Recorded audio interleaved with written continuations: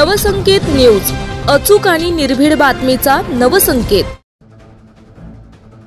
अभियंता अविनाश सुतार लाच घेताना एलसीबीच्या जाळ्यात। कोल्हापूर ग्रामीण गृहनिर्माण अभियंता अविनाश अशोक सुतार वय वर्ष 33 यांना अँटी करप्शन ब्युरो कोल्हापूर यांनी 10,000 रुपयांची लाच घेताना रंगेहात पकडले। तक्रारदार यांच्या आईसाठी रमाई आवास घरकुल योजना 2023-24 अंतर्गत मंजूर 1,50,000 रुपयांपैकी अंतिम 2 हप्त्याच्या वाटपासाठी सुतार यांनी लाचेची मागणी केली होती। तक्रारदारांच्या आईला घरकुल योजनेतून 1.5 लाख रुपये मंजूर झाले होते, ज्यापैकी 1 लाख रुपये आधीच त्यांच्या बँक खात्यावर जमा झालेत। उरलेले 2 हप्ते मिळवण्यासाठी तक्रारदार यांनी पंचायत समिती हातकणंगले येथे भेट दिली। या भेटीत अभियंता अविनाश सुतार यांनी शिल्लक हप्ते मंजूर करण्यासाठी 13,000 रुपयांची मागणी केली। तडजोडीनंतर त्यांनी 10,000 रुपये स्वीकारण्याचं मान्य केलं। तक्रारदाराने या प्रकरणाची माहिती अँटी करप्शन ब्युरो कोल्हापूर यांना दिली आहे। ब्युरोच्या पथकानं पडताळणी केली असता सुतार यांनी लाचेची मागणी केल्याचं सिद्ध झालंय। त्यानंतर सापळा रचून सुतार यांना 10,000 रुपयांची लाच घेताना पकडण्यात आलं।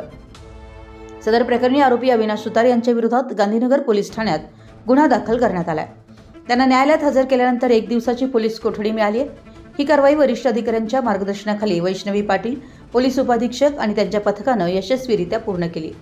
पोलीस निरीक्षक आसमा मुल्ला, पोलीस हेड कॉन्स्टेबल विकास माने, सुधीर पाटील, संगीता गावडे, उदय पाटील आणि प्रशांत दावणे यांनी या कारवाईत महत्त्वाची भूमिका बजावली आहे। आपल्या परिसरातील महत्त्वाच्या बातम्या पाहण्यासाठी आमच्या नवसंकेत न्यूज चॅनलला YouTube वर सबस्क्राइब करा आणि बेल आयकॉन प्रेस करा।